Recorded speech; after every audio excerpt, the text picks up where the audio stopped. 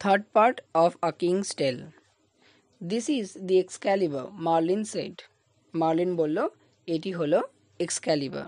এক্সক্যালিবারটা কি তোমরা আগের পার্টেই পড়েছ, যে মার্লিন কিং আর্থারকে একটা সুইট স্মেলিং ভ্যালিতে নিয়ে গেছিল, যেখানে একটা বিউটিফুল একটা রুবিয়াস অ্যান্ড এমারেলস বসানো বা খচিত একটা তরোয়াল তুলে ধরেছিল। তাহলে সেই তরোয়ালটার নাম হচ্ছে এক্সক্যালিবার।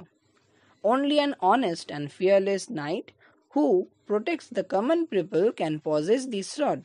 তো বলছে অনলি, একমাত্র একজন সৎ এবং ফিয়ারলেস নির্ভীক নাইট যোদ্ধা, যে কিনা কি করে, প্রোটেক্টস দ্য কমন পিপল, সাধারণ প্রজাদের রক্ষা করে, ক্যান পজেস দিস রড, তাহলে সেই একমাত্র এই তরোয়ালের মালিক বা অধিকারী হতে পারে। কিং আর্থার অ্যাকসেপ্টেড দি এনচান্টেড রড। কিং আর্থার এই মায়াবী বা জাদু এই যে তরোয়ারটি সেটাতে গ্রহণ করলো।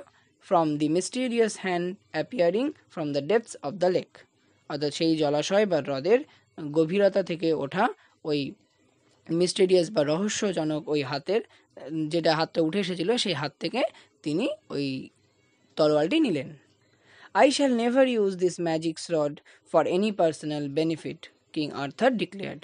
কিং আর্থার ঘোষণা করে কি বললেন, যে আই শ্যাল নেভার ইউজ, আমি কখনোই এটি ব্যবহার করব না, বা এই ম্যাজিক স্রড, এই মায়াবী তরোয়ারটি, ফর এনি পার্সোনাল বেনিফিটস, তার নিজের কোনো ব্যক্তিগত স্বার্থে বা প্রয়োজনে। King Arthur could gift piece and prosperity to England. King Arthur ইংল্যান্ডকে শান্তি এবং সমৃদ্ধি উপহার দিতে পেরেছিলেন বা ফেরত দিয়েছিলেন। The greedy barons were unhappy and King Arthur, the greedy barons were unhappy.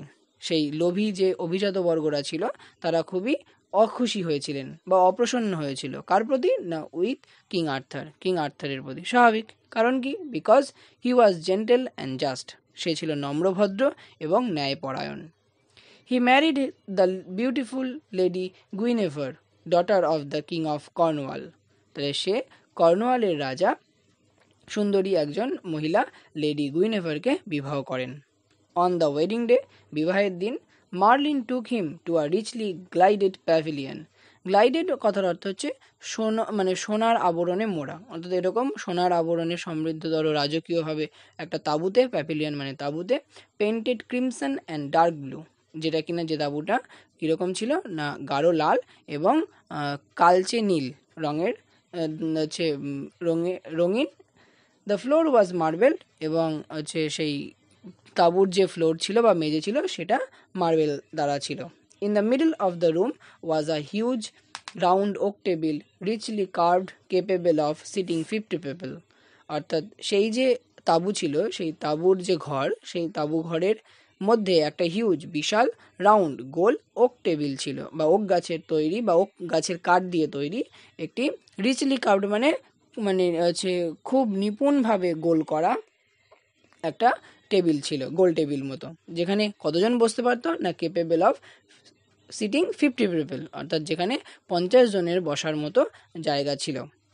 This was the famous round table around, অর্থাৎ এটাই সেই বিখ্যাত হচ্ছে গোল টেবিল ছিল, যার চারিপাশে which gathered King Arthur's devoted knights, অর্থাৎ এই টেবিলের চারপাশে বা এই বসার জায়গায় কারা বসতেন বা এখানে বসে কারা আলাপ আলোচনা বা কথোপকথন করতো না, তার সেই ডিভোটেড নাইটস, অর্থাৎ সেই যোদ্ধারা, যাদের কথা বলা হয়েছে এখানে, বা এই যোদ্ধাদের কথা আমরা আগেও পড়েছি। তাহলে এই দেখো ফেমাস রাউন্ড টেবিল বলেছে কেন না, ফেমাস রাউন্ড টেবিল হতে আমরা এতে আর্থারিয়ান লেজেন্ড পড়ছি, তোমাদের এই ইউনিটটা পড়ানোর সময় বা এই লেসনটা পড়ানোর সময় বলেছিলাম, পার্ট 1টা পড়ানোর সময়, যে কেন এদের এই আর্থারিয়ান লেজেন্ড বলা হয়। তাহলে এগুলো লোকমুখে প্রচলিত কিংবদন্তি গল্প, তাই সেরকমই এই নাইটদের বিভিন্ন হচ্ছে গল্প আছে, এই লেজেন্ড প্রচলিত গল্প আছে। এমনকি এই যে রাউন্ড টেবিলটার কথা বলা হলো, এই রাউন্ড টেবিল বা মিটিং এই সম্পর্কেও কিছু বিখ্যাত গল্প আছে, যেটা ওই ব্রিটেনের নেইবারহুড বা ওই অঞ্চলে ফেমাস, তাই সেখানে সেই জন্য বলেছে সেই ফেমাস। অর্থাৎ আমরা তো সেই গোল টেবিল বা গল্প পড়িনি, তাই আমরা জানি না, তাই এখানে তোমাদের এটা বলে দিলাম যেখানে ফেমাস কেন ইউজ করা হয়েছে ওই রাউন্ড টেবিলের ব্যাপারে। চলো আমরা আবার শুরু করি। দিস নাইটস প্রমিসড, এই সমস্ত যোদ্ধারা কি প্রতিজ্ঞা করেছিল, দ্যাট যে they would help the helpless, তারা অসহায়দের সহায়তা করবে, be gentle to the weak, দুর্বলদের প্রতি সহায় হবে বা তাদের প্রতি নম্রভদ্র আচরণ করবে, and two punish the wicket, অর্থাৎ যারা দুষ্ট তাদেরকে শাস্তি দেবে। টু কিপ দেয়ার ভোজ, তাদের প্রতিজ্ঞা রাখতে, ভোজ মানে প্রতিজ্ঞা। The knights undertook countless hazardous adventures, অর্থাৎ এই সমস্ত যোদ্ধারা অনেক, অর্থাৎ কাউন্টলেস অগণিত বা অপরিসীম, অর্থাৎ মানে গুণে শেষ করা যাবে না এমন, কাউন্টলেস, হ্যাজার্ডাস মানে হচ্ছে বিপজ্জনক, অ্যাডভেঞ্চার করেছিল বা অভিযান। The stories of their goodness and kindness spread through out the country, এবং তাদের এই যে বিভিন্ন হ্যাজার্ডাস বা বিপজ্জনক যে অভিযান, সেই অভিযানের যে গল্পগুলো সারা দেশ জুড়ে, মানে ওই অভিযানের গল্পের মাধ্যমে তাদের, অর্থাৎ এই নাইটদের যে মহত্ব, গুডনেস, কাইন্ডনেস, যে উদারতা, সেই তার কথা সারা দেশ, অর্থাৎ সারা সমগ্র ইংল্যান্ড জুড়ে ছড়িয়ে পড়ল। King Arthur ruled for many happy years, King Arthur অনেক বছর সুখে রাজত্ব করেছে। And grew old with time, এবং সময়ের সঙ্গে সে বৃদ্ধ হয়েছে। Many of his trusted knights had perished during their adventure, perished শব্দের অর্থ হচ্ছে মারা যাওয়া বা ডাইড। তাহলে অবশ্যই এই যে হ্যাজার্ডাস অ্যাডভেঞ্চার যে নাইটরা করতো, তাতে কি বলেছে না, many of his trusted knights, অর্থাৎ তার অনেক বিশ্বস্ত যে নাইট বা যোদ্ধারা ছিল, তারা এই সমস্ত অ্যাডভেঞ্চার করতে গিয়ে অনেকে মারা গিয়েছে। The king gave his magic rod the Excalibur to a trusted knight, তাই রাজা তার সেই মায়াবী বা সেই জাদু যে তরোয়ার ছিল এক্সক্যালিবার, সেই এক্সক্যালিবারটি কাকে দিয়েছে না, একজন বিশ্বস্ত যোদ্ধাকে। কেন, দেখো, অ্যাট দ্য কিংস কমান্ড, এবং রাজার আদেশ অনুসারে, the knight threw the sword into the lake amid the plain of the sweet smelling flowers, অর্থাৎ সেই মার্লিং যে সুইটস স্মেলিং ফ্লাওয়ার যে ভ্যালি, হ্যাঁ ওই মানে সুমিষ্ট ফুলের গন্ধযুক্ত যে ভ্যালি বা উপত্যকায় নিয়ে গিয়েছিল, সেই উপত্যকার একটা লেকের থেকেই তো কিং আর্থার এই ম্যাজিক্যাল স্রডটা পেয়েছিল। তাই সে একজন তার ট্রাস্টেড নাইটকে সেই ম্যাজিক্যাল স্রডটা দিয়ে আবার সেই ওই একই সুইট স্মেলিং ভ্যালিতে গিয়ে বলেছে ওই যে লেকের জল আছে সেখানে গিয়ে ওই স্রডটাকে বা তরোয়ারটাকে ছুঁড়ে ফেলে দিতে। A beautiful arm arose from the lake, এবং যখন সেই নাইট ওই তরোয়ারটা ছুঁড়ে দিয়েছিল, সেই একই সুন্দর বাহু উঠে এসেছিল সেই জলের ভেতর থেকে। কট দ্য শট, এবং সেই ছোড়া বা নিক্ষেপ, সেই জলে নিক্ষেপ করা যে তরোয়ার, সেটাকে সে ধরলো। And disappeared into the green depths of water, এবং তারপর সেই লেকের বা জলাশয়ের সবুজ জলতলের গভীরে তলিয়ে গেল বা অদৃশ্য হয়ে গেল, disappeared. The night came back, অর্থাৎ সেই যে যোদ্ধা এই কাজটি করেছে বা যাকে দায়িত্ব অর্পণ করা হয়েছিল কিং আর্থারের দ্বারা, সে ফিরে এলো। And told the king what happened, এবং রাজাকে জিজ্ঞাসা করলো, অর্থাৎ আর্থার তাকে জিজ্ঞাসা করলো নাইটকে যে কী হয়েছে, এবং পরবর্তীতে সে সর্বদা মানে পুরো ঘটনাটা খুলে বলেছে। কিং আর্থার স্মাইল্ড, এই সমস্ত কিছু বিবরণ শুনে রাজা কিং আর্থার হাসলেন। He instructed his people to put him on a barge, তারপর তিনি তার যে সব মানে লোকজন বা কর্মচারী আছে তাদেরকে কি বললো যে তাকে যেন একটা বজরায় তুলে দেওয়া হয় বা বজরার ব্যবস্থা করা হয়। এই বজরা জিনিসটা কি, বার্জ বা বজরাটা কি না, বজরা হচ্ছে যে রাজকীয় জাহাজ, পালতোলা নৌকা বা পালতোলা জাহাজ বলতে পারো, যেখানে তারা মানে রাজকীয় পরিবারের বা পরিবারবর্গ তারা অভিযানে বেরোতো বা সমুদ্রযাত্রা করতো। অর্থাৎ এখানে কে তাহলে সমুদ্রযাত্রা করবে বলে হচ্ছে অর্ডার দিল না, King Arthur. It was the hour of twilight, twilight অর্থাৎ গোধূলি, অর্থাৎ সন্ধ্যের ঠিক আগে, গোধূলি বেলা বলে শুনেছ। With tearful eyes every one bade good bye to the old king as the bird sailed with him towards the setting সান।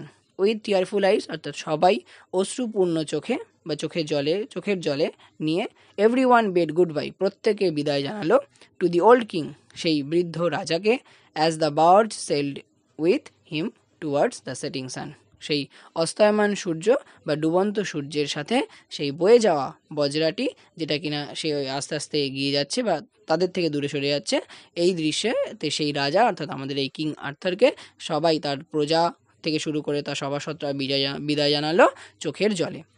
দেখো এখানে দুটো জিনিস হয়তো তোমাদের একটু বুঝতে বা কম্প্রিহেন্ড করতে অসুবিধা হবে, সেটা হচ্ছে যে এই প্রশ্নটা তোমাদের অ্যাক্টিভিটিতেও আছে যে হোয়াই কিং আর্থার স্মাইল্ড, কেন সে হেসেছিল।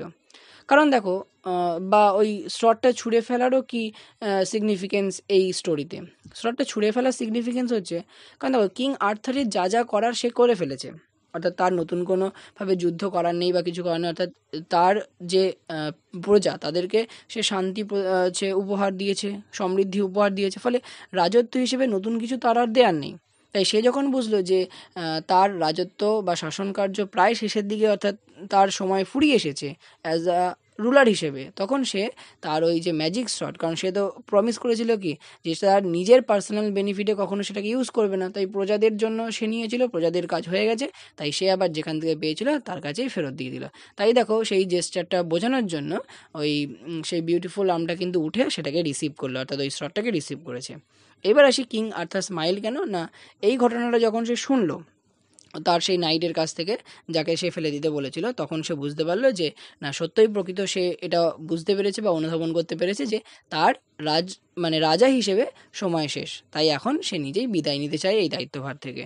দেখো যে আবার এর সঙ্গে একটা সিম্বলিজম আছে, যেটা সিম্বলিজম শব্দটা হয়তো তোমাদের কাছে নতুন, অর্থাৎ যে লেখক কোনো গল্প বা কবিতায় একটা কিছুর মাধ্যমে বোঝায়, যে জিনিসটা অর্থাৎ একটা ইমেজারি তৈরি করে, সেই ইমেজারির হয়তো মানে কি বলবো, ওপরই অর্থে আমরা কিছু তেমনভাবে বুঝতে পারবো না, কিন্তু তার একটা ইনলে মিনিং থাকে, সেটাকে বলা হয় সিম্বলিজম। অতটাও বুঝতে হবে না এখন ছোটো ক্লাসে, শুধু জেনে রাখো। তো লাস্ট যে সেকশনটা আছে বা একদম শেষের দিকে, যেখানে দেখবে সে বললাম তোমাদের অস্তায়মান সূর্য সঙ্গে সেই যে বজরা নিয়ে সেই রাজা অর্থাৎ কিং আর্থার কিন্তু যাত্রা করেছিল। দেখো অস্তায়মান সূর্য কি ইন্ডিকেট করে না, দিনের শেষ।